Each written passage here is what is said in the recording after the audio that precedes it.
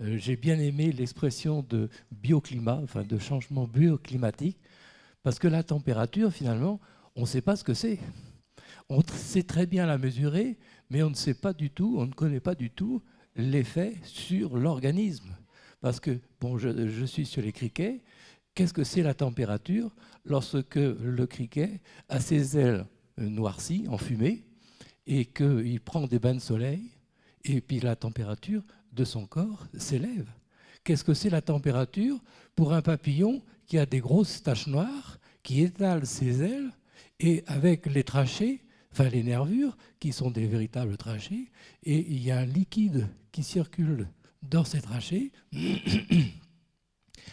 C'est un véritable radiateur solaire.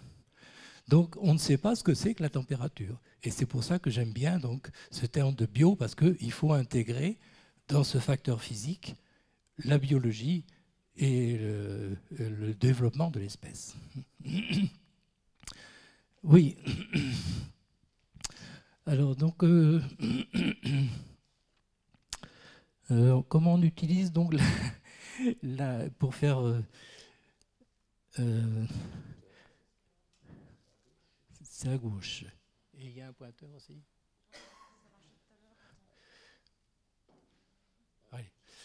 Ah, c'est sur le côté. D'accord. Ah oui, d'accord, il y a les petites flèches. Parfait. Et le pointeur, donc, il est au milieu. Ok, d'accord, parfait. Excusez-moi. Donc, oui, je suis intervenu donc en 83. En fait, c'est le pâturage. C'est pour ça que j'ai projeté donc une diapo donc d'un troupeau. Donc, c'est le pâturage qui m'a fait venir dans le parc du Mercantour, parce que j'étais l'entomologiste du groupe des formations pâturées d'altitude. Et donc, on m'a demandé de faire une étude sur la consommation des criquets, parce que Michel Lambertin, donc mon ami Michel Lambertin, que je ne connaissais pas à l'époque, donc avait dit qu'il y avait beaucoup de criquets dans les Nardais. Et avec son plan de pâturage donc, qui devait installer le troupeau dans la Nardais, donc de façon à pâturer cette Nardais, et donc il avait peur qu'il n'y ait plus beaucoup d'herbe pour ses moutons. En effet, quand j'ai fait des mesures de température, enfin des prélèvements, en 83, il y avait effectivement beaucoup de criquets, et j'ai évalué en poids frais, si vous voulez, en poids de matière vive, 60 kg par hectare de poids frais en criquet. Donc, comme il y a beaucoup de pastoralistes parmi vous, donc, vous voyez, ça fait à peu près une brebis à l'hectare en terrain de parcours, hein, sur le parcours, en extensif. Donc, il y avait beaucoup de criquets. Et donc, en 84, j'ai fait donc mon étude de consommation. Mais il y avait effectivement donc, des criquets, mais il y en avait beaucoup moins en 84. Lorsque j'ai commencé donc, mes prélèvements, il y en avait beaucoup moins qu'en 83. Alors donc j'ai été un petit peu inquiété. Non, alors, mes prélèvements, donc, je les fais avec ce cadre à orthoptère qui a une surface de 3 mètres carrés et qui emprisonne, en fait, lors de sa pose, qui emprisonne un petit peu dans cette enceinte les orthoptères. Et je grimpe à l'intérieur pour les compter et pour les prélever. Donc, en 84, donc, comme j'avais trouvé qu'il y avait une chute de la population, en 85, j'ai pensé que peut-être que le troupeau avait un impact sur ma population de criquets. Et j'ai donc installé, avec l'aide des gardes du parc, évidemment, ces enclos pour mettre hors pâture, en défend, une zone où je prélevais, où je comptais donc mes criquets, et une zone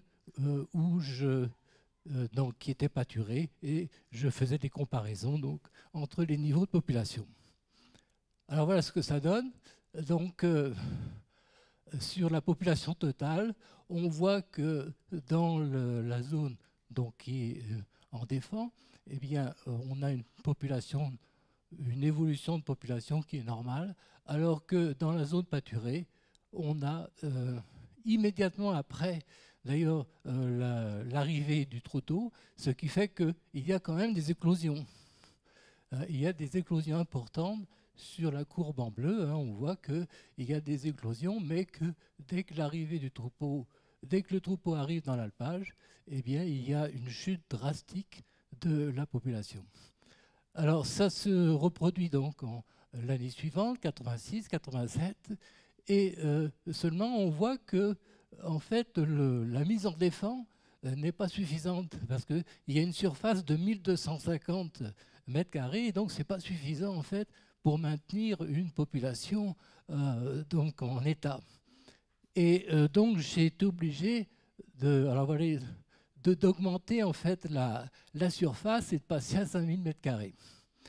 Alors là, mon contrat se terminait en 92 et avec l'aide aussi des gardes du parc, donc j'ai continué quand même mon expérience et en étendant à 10 000 mètres carrés, donc 1 hectare, la surface non pâturée. Alors là, on voit effectivement que la population augmente. Donc vous voyez qu'il y a bien un impact quand même sur les populations, dans les conditions, bien sûr, d'un pâturage intensif. Hein, c'est vraiment la barre de tonte. Hein. Alors évidemment, les brebis écrasent mes pauvres petites larves de criquets, et ce qui amène une disparition. Or, les criquets, bon, ben, j'en suis pas un protecteur. Hein, les criquets, eh bien, c'est la base de la nourriture pour la vie faune. Hein, j'avais fait une étude avec Ariane et sur la Bartavel, et on voyait que dans les jabots, il n'y avait pratiquement que des criquets. Alors donc, parallèlement à ces études de population en liaison avec le pâturage, j'ai mené donc des études en transect. Alors, le transect, donc, c'est une technique d'étude dans les milieux hétérogènes, et ce sont des transects donc altitudinaux. C'est-à-dire que je faisais des prélèvements dans les peuplements de criquets en altitude, et je descendais le long de la pente jusqu'au col de la Cayolle, et puis on peut redescendre après dans la vallée du Var. Et donc voilà ce que cela donne, c'est-à-dire qu'on a en fait un continuum d'espèces le long de ces transects, avec des espèces que l'on trouve qu'en altitude et que j'appellerais moi des espèces sténothermes, comme l'Aeropédélus variegatus, le criquet de Sibérie, le Sténobotrus et les Anonconotus hippodismes. Donc ça, ce sont des sténothermes d'altitude, mais il y a aussi des sténothermes de basse altitude, donc qui sont aussi liés avec la température, qui sont plus thermophiles, si vous voulez, avec les éphipigères, la sauterelle chantante, donc également, Tétigonia cantans. On a aussi des espèces donc, que moi je considérais à l'époque comme des espèces de moyenne montagne, Arciptera fusca et donc Stauroderus scalarus, le criquet à échelle, que moi je considérais comme des espèces de moyenne montagne, et on verra donc s'il y a des changements au niveau du statut de ces espèces.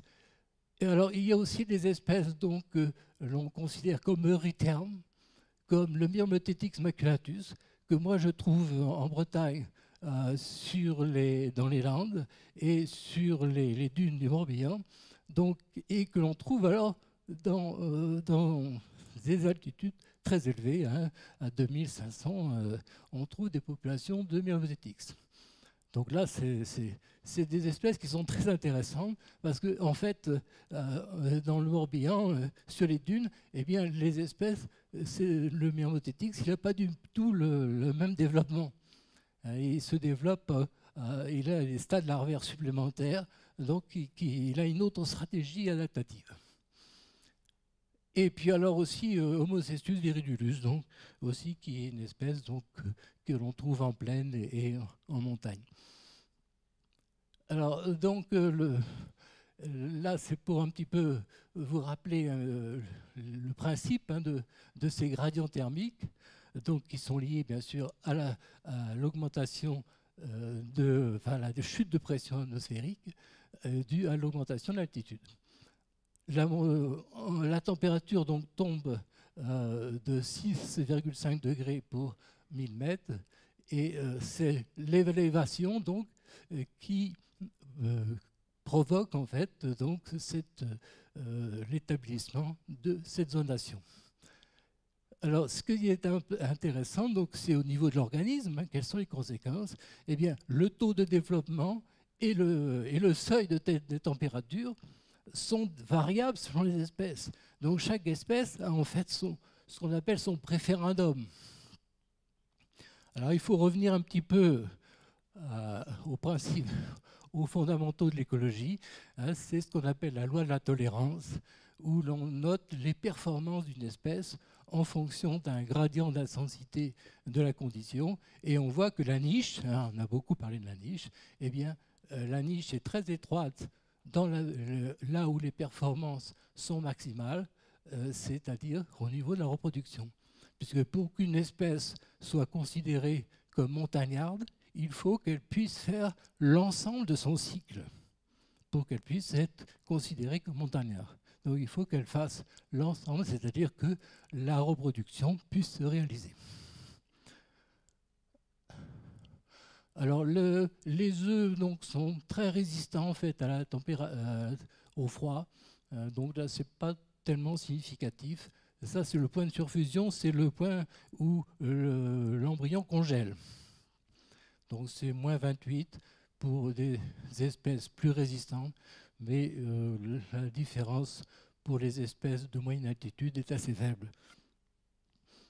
Alors donc, oui, c'est la première publication, c'est celle donc, de Graber dans Nature en 1994. C'est là donc que j'avais vu pour les plantes, donc c'est ce que je pensais pour les orthoptères, mais là, donc c'était publié dans Nature, donc c'est la référence.